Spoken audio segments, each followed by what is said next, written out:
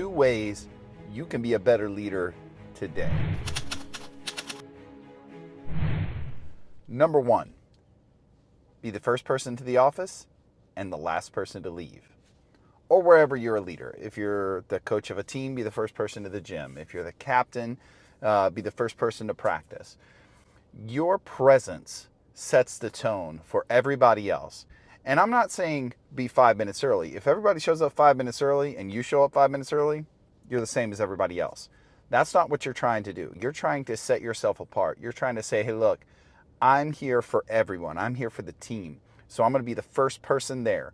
If everybody gets there 5 minutes early, you get there 10 minutes early. If everybody gets there 15 minutes early, you get there 20 minutes early. You're the first person there. And then you're saying, I'm not leaving until everybody's done because I lead the team. It creates a culture of esprit de corps, of in this together, all for one and one for all. That's what you're looking for. You're trying to set yourself in a position to say, we're a team. We're not a group of individuals. So if you're here, I'm here too. It seems like a little thing, but it makes a world of difference. You can do that today. Number 2, have a quick 5-minute max huddle first thing in the morning, or at the beginning of practice, or before you start whatever the activity is that you're leading. So if you're a coach, before practice, if you are the captain of the team, before the coach shows up, get your team together, look everybody in the eye and say, this is what we're working on today. Here's our priorities. Here's how they fit the bigger plan.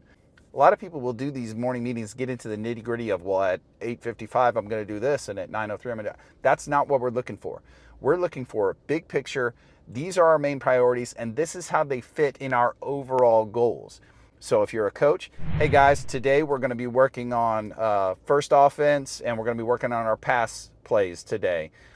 So that's what we're really focused on. The reason we're doing that today is so that when we go to the game on Friday, we'll have a very clear picture of what we need to do, where our weak spots are, and where our strengths are. Right there, I know as a player, okay, we're working on pass stuff. I need to be dialed in there. This is how it fits into the overall game plan. We don't do that enough as leaders. People just do activities without realizing how they fit into the broader scheme of what you're trying to accomplish. And that's just going to disenfranchise people, because you just put your head down, you go to your cubicle and you do what you do, and then you go home. If you don't know how you fit into the bigger picture, how can you ever have value in what you're doing? What would you say you do here? You, as a leader, have to give them that. You have to provide them that information. You have to say, here's what you're doing today, and here's why it matters. The reason it's 5 minutes, anything longer, you're losing people. This isn't a discussion. This is a check-in. Make sure everybody's there. Make sure everybody's on the same page. Make sure everybody's working towards the same goals. You're also letting them know that you value their time. I like to do these meetings standing up. If you sit down, you're adding 5 minutes on the front end, the back end of people shuffling in, people getting their seats, whatever. Nah, waste of time. Everybody gather up, just like a huddle, like you would on a football practice. Everybody gather up. Let's chat. 5 minutes, move out. If anyone has questions, if it takes longer than 10 seconds to answer, see me after, period. That's all you have to say. Hey, I got a question about this. All right, hey, see me after, we'll clear it up. That's it. It's that simple. You're not wasting time. You're not looking to create meetings where there don't need to be meetings. You're trying to align your team.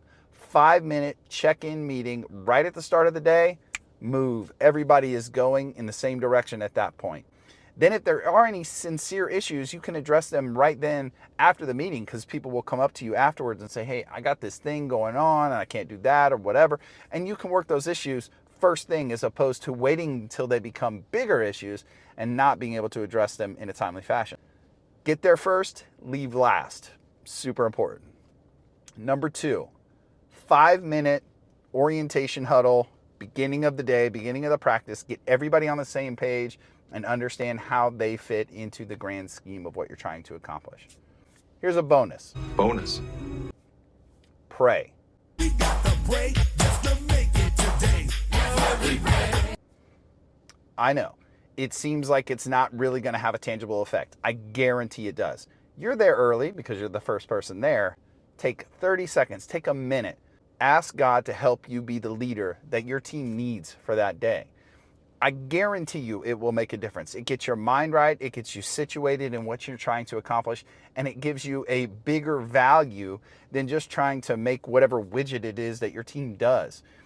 Never forget, first things first. If you want to be a Christian leader, you have to lead through Christ. Pray first, then lead. Good luck.